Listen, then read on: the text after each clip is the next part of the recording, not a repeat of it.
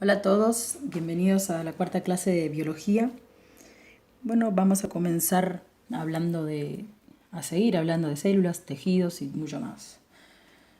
Bueno, vamos a recordar que que los tejidos son conjuntos de células, ¿sí? Agrupadas con una función específica, es decir, que todas esas células que componen o que forman parte de esos vamos a ver que hay varios, tanto en vegetales como animales. Luego van a formar órganos y los órganos un individuo, que puede ser una planta o nosotros. Muy bien. Para estar ubicados en dónde estamos, ¿sí? Bien, las células entonces que forman parte de esos tejidos van a tener funciones específicas. Es decir, que un tejido, por ejemplo, conductivo en una planta, por ejemplo el floema o el xilema que vamos a ver ahora, no va a tener la misma función que un tejido no sé, por ejemplo, metabólicos, ¿sí? que realicen reacciones metabólicas, como por ejemplo la fotosíntesis, que sería el parénquima, para ir metiéndonos en tema. Entonces, lo que quiero que sepan es que cada célula va a tener una función específica. Depende en el tejido que forme parte, al cual forme parte. Bien, como dijimos en la clase anterior. Ahora acá vemos que tenemos tejidos vegetales y animales. Tejidos vegetales vamos a tener que son tejidos de crecimiento. Los vegetales tienen tejidos de crecimiento, de donde crecen, eh, que son los meristemáticos, se llaman. También vamos a ver que los meristemáticos, por ejemplo, están en dos tipos, en un tejido que se llama peridérmico. Y después tenemos tejidos de protección, de sostén, como el xilema y el floema, tejidos que protegen, como la epidermis, que protegen a la planta y le dan su forma característica. Parénquima.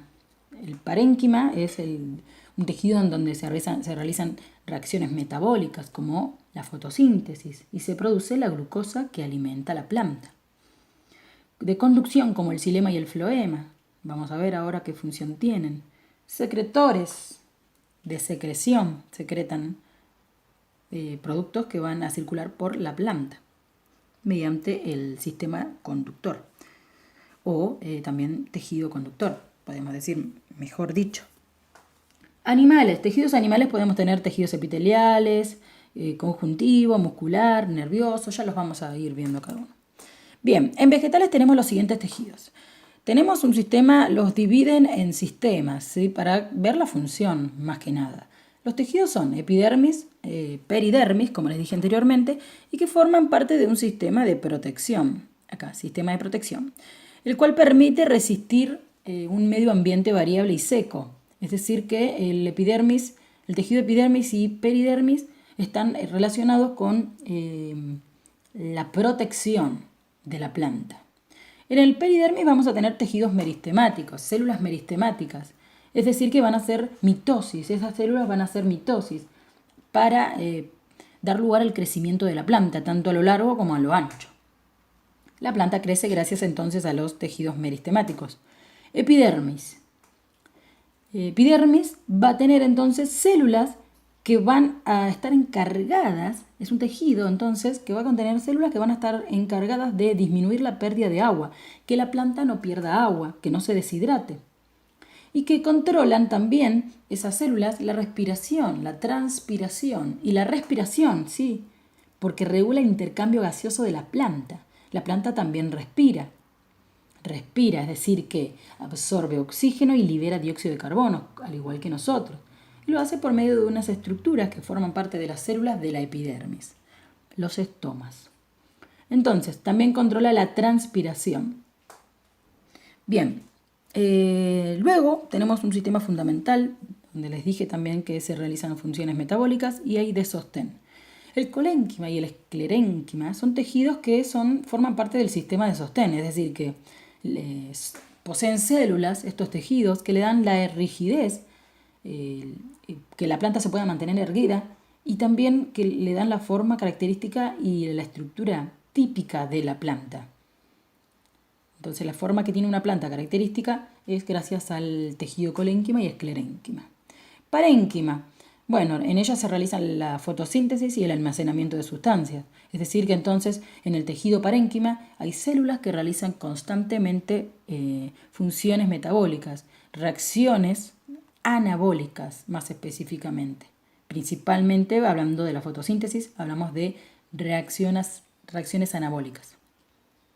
Es decir, ¿cuáles eran las reacciones anabólicas? Aquellas en donde a partir de moléculas simples obtenemos moléculas más complejas, como por ejemplo glúcidos, a partir de glucosa, o en el caso de la fotosíntesis, dióxido de carbono unido al agua va a formar glucosa. Ese también es un proceso anabólico con captación de energía, en este caso de la fotosíntesis solar. Bien.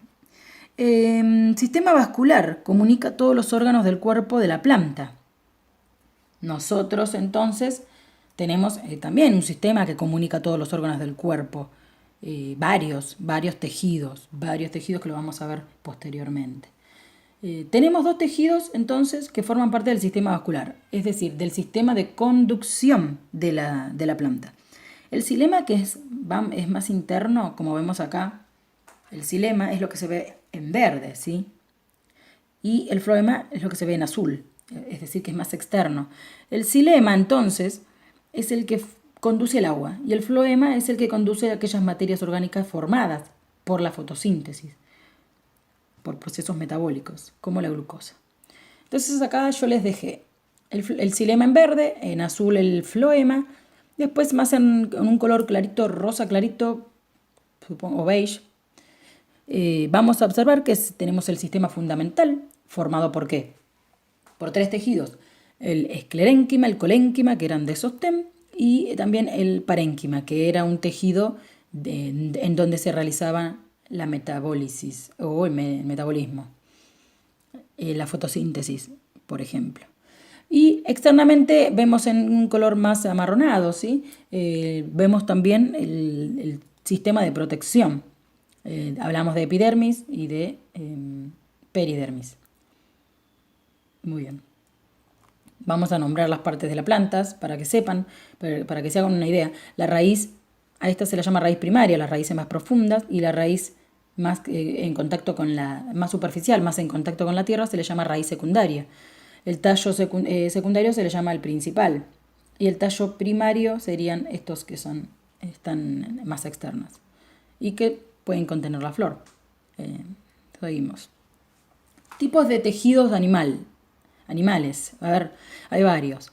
Agrupados en tejido epitelial, en conjuntivo, en nervioso y muscular. Epitelial tenemos todo el tejido que protege y cubre diferentes partes del cuerpo, así que forma parte de diferentes órganos. Forma parte entonces de la capa externa de la piel, por ejemplo, y de varios órganos. El tejido muscular es el que produce los movimientos y hace, por ejemplo, que el corazón impulse la sangre a través de movimientos de contracción y relajación. Diferentes tipos de proteína, proteína funciona, justamente intervienen proteínas en ese proceso de contracción y relajación. Y bueno, diferentes tipos de tejido en el muscular, estriado, sí, liso, cardíaco, que justamente el que forma parte del corazón. Tejido nervioso está formado por células nerviosas, las cuales están relacionadas con la comunicación, la transmisión de impulsos nerviosos, ¿sí? Información.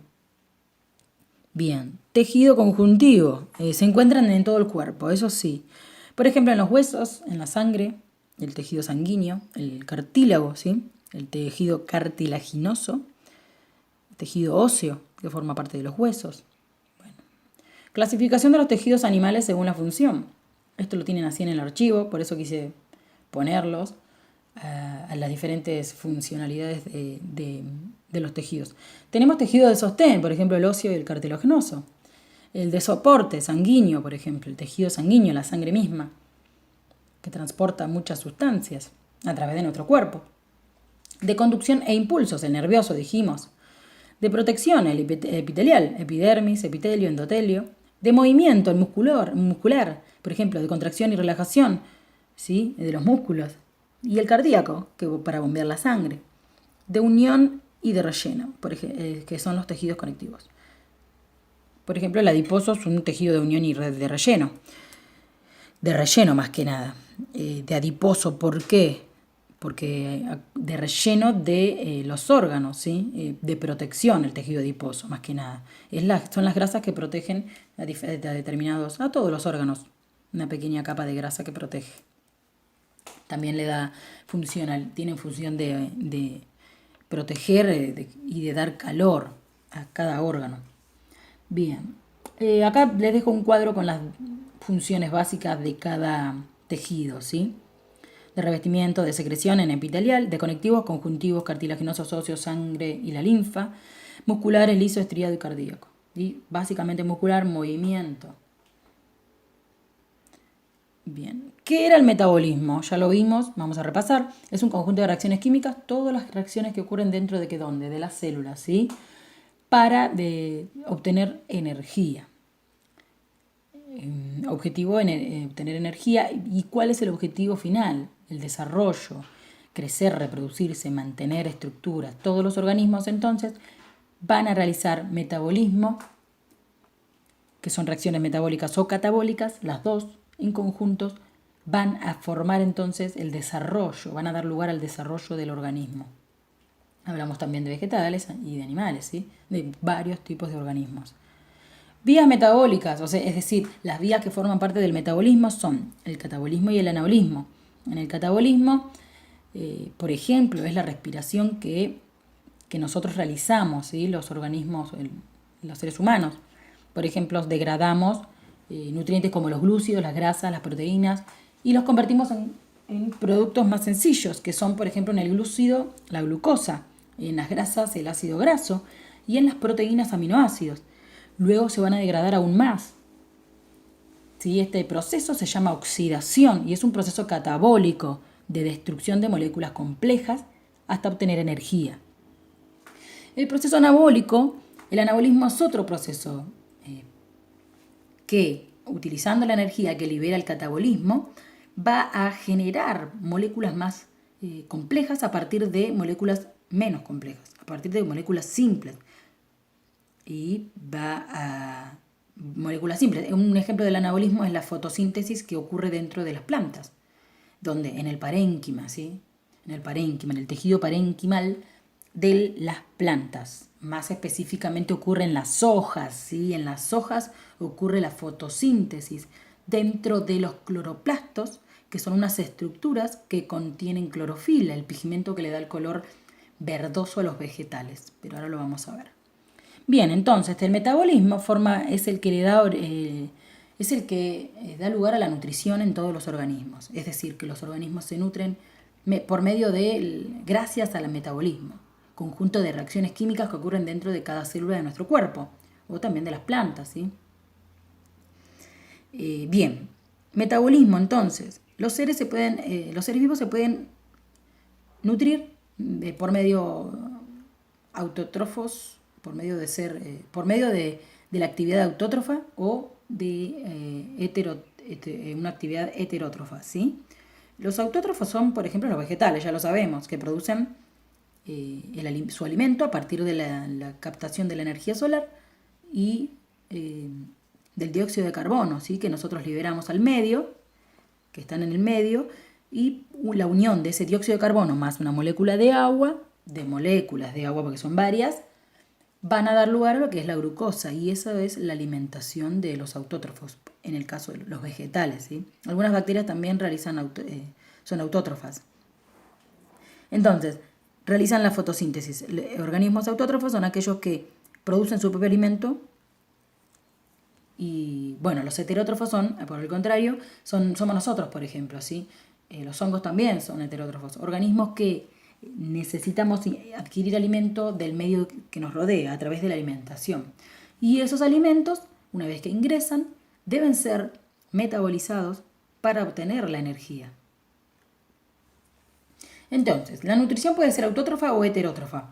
En el caso de ser autótrofa, vamos a transformar sustancias simples en biomoléculas más complejas. Es el caso de la unión del agua con, acá vemos, en los autótrofos el agua se une a sales minerales con la energía proveniente del sol, forma el proceso llamado fotosíntesis y genera biomoléculas más complejas. En el caso de organismos heterótrofos, se descomponen en sustancias orgánicas, ¿sí? Por ejemplo las proteínas, los glúcidos, las grasas, y las convierten en sustancias más simples. Lo vamos a ver. Acá quiero que vean solamente que los glúcidos, lípidos y proteínas, por medio de un catabolismo, destrucción, degradación, se van a destruir y van a dar lugar a productos más simples, que son el dióxido de carbono, el agua, el amoníaco. El amoníaco viene de las proteínas. Y vamos a ver que el dióxido de carbono, bueno, es lo que liberamos por medio de la respiración, el agua también, ¿sí? La transpiración. Y de este producto, de esta reacción catabólica, se va a liberar energía. Esto todo energía. ATP, ya lo dije anteriormente en la otra clase, ATP es adenosín trifosfato, ¿sí? Son todas moléculas, es como una cajita en donde se almacena energía, ¿sí? En forma de enlaces, enlaces fosfóricos. Es algo complejo, pero hay que entenderlo como una cajita que almacena energía. En esa cajita se va a almacenar energía que va a circular, por ejemplo, en la mitocondria, hasta que sea requerida para, por ejemplo, un proceso anabólico como este, al destruir, al producir, fabricar a través de aminoácidos, monosacáridos, ¿sí? Ácidos grasos y nucleótidos, que son moléculas simples, y por ejemplo, al unir aminoácidos por medio del anabolismo y con esta energía utilizándola, voy a obtener proteínas. Por medio del anabolismo puedo obtener a través de los monosacáridos moléculas simples, que serían como los ladrillitos, se van a unir mediante esta energía, mediante este ATP, y van a dar lugar a lo que son los polisacáridos, o también llamados glúcidos, hidratos de carbono también llamados. Los ácidos grasos se van a unir gracias a ese ATP, esa energía liberada por el catabolismo, y vamos a formar entonces ácidos grasos. Muchos ácidos grasos van a formar lípidos. Y los nucleótidos unidos por medio del anabolismo van a formar ácidos nucleicos. Quiero que vean esta relación entre el catabolismo y el anabolismo. Bien, vamos a profundizar en el proceso anabólico llamado, por ejemplo, ejemplificándolo con la fotosíntesis. En las plantas ocurre un proceso, como les dije anteriormente, llamado fotosíntesis. Es la síntesis significa formación. Es la formación a través de la energía energía solar, ¿sí? Del sol. Vamos a formar ¿qué? Energía química, ¿sí? Vamos a formar glucosa. ¿Esa glucosa por dónde va a viajar? Si teníamos tejidos que estudiamos. Por el floema. Por el floema iban, ahí vemos, tejidos de conducción. Floema y xilema. Por el xilema va a viajar el agua y las sales. Y por el floema, que es más externo, un tejido más externo, va a circular entonces la glucosa producida por la fotosíntesis. Vemos acá entonces que señala que la clorofila en las hojas. ¿Por qué? Porque en las hojas es donde ocurre este proceso, la fotosíntesis. Dentro de los cloroplastos tenemos un pigmento llamado clorofila, que es el que le da el color característico a las plantas, el color verdoso. Y en la clorofila, entonces, dentro de las hojas, que está dentro de los cloroplastos, la clorofila, vamos a producir este proceso llamado fotosíntesis, un proceso anabólico que va a ocurrir, es un proceso anabólico que va a ocurrir en 2 etapas. Acá les pongo que las plantas son organismos autótrofos, sí, para tener más información, y que van a formar energía química a partir de energía solar. Alimentación vegetal, es lo que les decía recién. Ocurre, entonces, la fotosíntesis es por el medio por el cual se alimenta la planta, y ocurre dentro de los cloroplastos que están en las plantas, en las hojas de las plantas, dentro de las clorofilas. Es un pigmento que está dentro del cloroplasto. Esta es la estructura del cloroplasto, entonces, que se encuentra dentro de las hojas. Vemos acá que se forma glucosa, ¿sí? Glucosa, y se absorbe energía solar. Ahora vamos a ver cómo es esto. La etapa de la fotosíntesis son 2. Ocurren 2 etapas, una etapa luminosa y una etapa oscura. En la etapa luminosa, fácilmente y sencillamente, es la etapa en donde ocurre durante el día, ¿sí? No es solamente que se divide o se distingue entre dos etapas, la luminosa y la oscura, solo por presencia del sol o no, como se ve acá, por ejemplo. Yo lo quería señalar. Oscura significa que puede ocurrir durante el día y también durante la noche, ¿sí? Este proceso. ¿Por qué? Porque la fotosíntesis, la producción de glucosa, ocurre en dos etapas. Una primera etapa en donde la energía solar, ¿sí?, ingresa a las hojas, a la clorofila, y entonces se va a captar energía, ¿sí?, solar. ¿Y qué más? Agua, el agua que viene de las raíces, por el xilema, por el tejido conductor llamado xilema, que habíamos dicho que transportaba el agua por toda la planta. Entonces, el agua se va a absorber de la raíz, que va a venir agua y sales minerales que vienen del suelo, ¿no? Provienen del suelo, y van a llegar hacia la clorofila, van a llegar hacia el cloroplasto, dentro de las hojas de esa planta.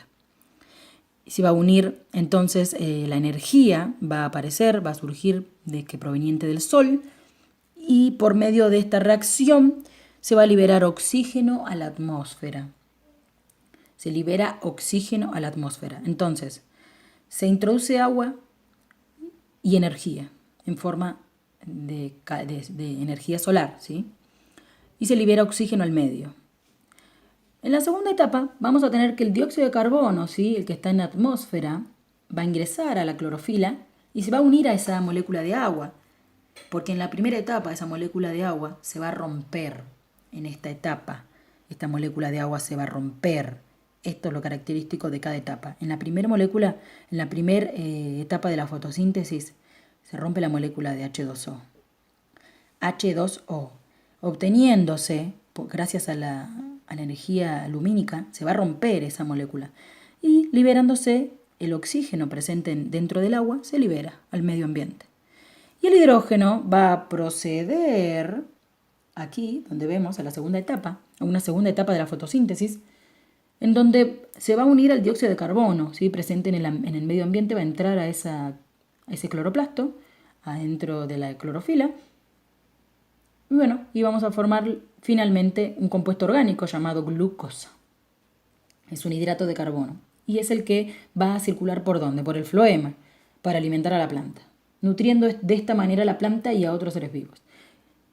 Seres vivos como los herbívoros se alimentarán entonces de estos vegetales que van a contener glucosa. Seguimos. Entonces, los vegetales realizan fotosíntesis, pero también tenemos que saber que realizan fotosíntesis, respiración. Realizan fotosíntesis y respiración. Fotosíntesis. Durante el día tenemos la etapa que dijimos, la luminosa y la oscura. En la primera rompemos entonces la molécula de agua, se libera oxígeno. Ven que se libera oxígeno. Bien, y en la segunda etapa vamos a producir glucosa a partir de la unión del dióxido de carbono con la molécula de agua, con esos hidrógenos restantes y moléculas de agua formaremos entonces glucosa. Y la respiración es el mismo proceso que realizamos nosotros. Ingresa oxígeno y liberamos dióxido de carbono. Nosotros respiramos oxígeno, inhalamos oxígeno que está dentro del aire. Uno de los componentes del aire es el oxígeno. Hay muchos más componentes, como el nitrógeno, que es el que está en mayor porcentaje aunque no creamos. El oxígeno está en poco porcentaje del aire que nos rodea. Del aire que respiramos, entonces, hay poco oxígeno. Nosotros creemos que el aire que nosotros respiramos es puro oxígeno, pero no es así. Tiene muy pocas cantidades de oxígeno. Las plantas también, entonces, respiran, ¿sí?, ese oxígeno, y dentro de esos estomas que dijimos que están dentro de la epidermis, del tejido epidérmico de la planta, va a realizar la respiración y va a liberar dióxido de carbono. Va a oxida la glucosa y libera dióxido de carbono. El mismo proceso que hacemos nosotros. Es decir, en la fotosíntesis generamos glucosa, que es una molécula orgánica más compleja que el dióxido de carbono y el agua. Pero en la respiración, al igual que en nosotros, que es un proceso catabólico, y la fotosíntesis es un proceso anabólico. La respiración es un proceso catabólico porque va a ingresar oxígeno, se va a oxidar la glucosa y se va a liberar dióxido de carbono al medio. Es lo mismo que realizan nuestras células en la respiración celular. Muy bien. Entonces, de noche las plantas realizan solo la respiración y desprenden solamente dióxido de carbono, ¿sí? No producen glucosa. Pero la fotosíntesis, entonces, produce materia orgánica, pero libera muy poco oxígeno. ¿Cuándo libera oxígeno la fotosíntesis? En la etapa clara o luminosa, ¿sí? En la etapa oscura produce la glucosa. Respiración. Veníamos hablando del proceso de respiración. Ocurre en nosotros, en los seres humanos y también en las plantas, como vimos. Es un proceso de intercambio de gases con el medio ambiente. Ahí les puse. Proceso que se cumple en todos los vegetales y también en los animales. Como vimos anteriormente, acá los vegetales producen también un proceso catabólico llamado respiración, que liberan dióxido de carbono al medio. Si bien todos tenemos entendido que los vegetales utilizan el dióxido de carbono que nosotros liberamos, también necesitan el oxígeno para respirar, no solamente el dióxido de carbono para realizar fotosíntesis. Muy bien. Transformación de la materia y liberación de la energía. ¿Cómo liberan energía los seres humanos, por ejemplo, los seres vivos? Cualquier ser vivo, por ejemplo, nosotros, liberan oxidando, como les dije anteriormente, como oxidar a la glucosa. Oxidamos los compuestos químicos, ¿sí? Por medio de catabolismo, por medio del proceso catabólico, y obtenemos energía en forma de ATP, nuevamente, adenosín trifosfato. Y la almacenamos en esa cajita que dijimos, para luego ser utilizada en procesos necesarios. Bueno, en cambio en la fotosíntesis, acá realizamos una comparación. En la fotosíntesis, la energía química queda acumulada ¿en dónde? En los alimentos que produce, la glucosa, y circula a través del floema. En cambio, en la respiración, los seres vivos procesan los alimentos que incorporan al cuerpo, pero para liberar la energía. En cambio, en la fotosíntesis utilizamos energía solar para generar energía química. Esa energía, este ATP, en la fotosíntesis, queda almacenada en los alimentos. En cambio, en nuestro caso, nosotros obtenemos ATP a partir de esos alimentos, porque los degradamos. Acá les dejo una explicación, un grafiquito que explica las dos reacciones, la fotosíntesis y la respiración. La respiración es un proceso catabólico y la fotosíntesis es un proceso que ocurre en los autótrofos, organismos autótrofos, como en bacterias, algas fotosintéticas y en las plantas. Y con la energía solar vamos a ver que dentro de los cloroplastos se libera oxígeno, producto de la fotosíntesis, ¿sí? Y se produce hidrato de carbono. Esta es una glucosa, una molécula de glucosa. Esto es producto, entonces, la primera etapa de la fotosíntesis, oxígeno, en la lumínica, y en la segunda, hidrato de carbono. El hidrato de carbono, también va a ocurrir esto en la planta, en las mitocondrias de la planta, o en el caso nuestro, los hidratos de carbono que ingerimos van a nuestras mitocondrias. ¿Y qué ocurre? Un proceso llamado respiración celular. Esto ocurre en ambos organismos. Y de la respiración obtenemos dióxido de carbono, liberado al medio ambiente, y que va a ingresar a los vegetales para ser utilizado por la fotosíntesis. Es un ciclo. Por eso me interesó este grafiquito para mostrarles el ciclo. Como les dije siempre, una reacción anabólica y catabólica siempre va de la mano. Productos que se van a utilizar en la otra reacción. En la mitocondria, entonces, produce uno de los productos es agua, otro es dióxido de carbono. Al degradar una glucosa, por ejemplo, ¿sí? Acá podemos estar degradando glucosas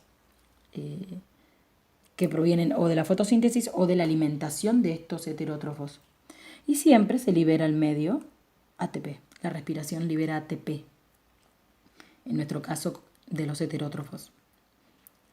La respiración celular se transforma la glucosa y el oxígeno en dióxido de carbono. La glucosa es oxidada por el oxígeno, ¿sí?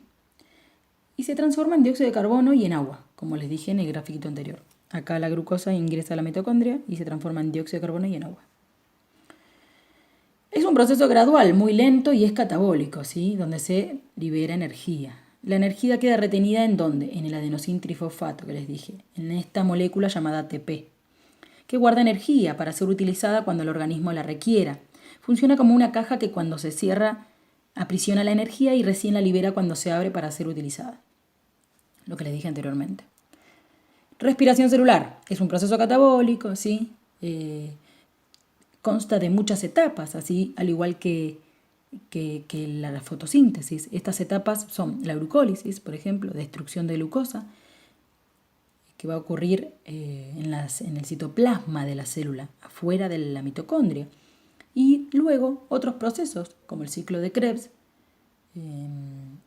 otro proceso que ocurre dentro de, que sí se continúa la oxidación, el proceso de catabólico, pero dentro de las mitocondrias. Ahora lo vamos a ver bien, tranquilos. La respiración celular es un proceso catabólico, ¿sí? Realizado por todos los seres vivos, a través del cual las células utilizan el oxígeno, oxidan, ¿sí? Oxidan aquellas moléculas obtenidas de la alimentación. Acá vemos la glucosa, entonces, se oxida, ¿ven? Y se obtiene dióxido de carbono y agua, y sobre todo ATP, muchas moléculas de ATP. Esa es la fórmula química y general de la respiración celular. Lo que yo quiero que comprendan y vean, observen, es que de una materia orgánica, como la glucosa, en presencia de oxígeno, obtenemos ATP. Vamos a ver luego que también puede ser en ausencia. Bien, seguimos. Entonces, esta es la fórmula química general de la respiración celular. Bien, respiración celular. Acá les dejo un simple para mencionar cuáles son las etapas de la respiración celular, que son varias. La glucólisis fuera en el citoplasma, y este sería la mitocondria. La glucólisis, oxidación de la glucosa a piruvato, y obtenemos energía. ¿Observan acá? Entonces, en la mitocondria vamos a tener otra etapa de la respiración celular, es el ciclo de Krebs y la cadena transportadora de electrones. En todas vemos, dentro de la mitocondria estas dos etapas, se obtiene ¿qué? ATP, ¿ven? Energía. Entonces, ¿cuál es el objetivo de la respiración celular? Obtención de energía a partir de moléculas orgánicas. Bueno, hasta acá llegamos con la clase del día de hoy. Bueno, saludos, nos vemos la próxima.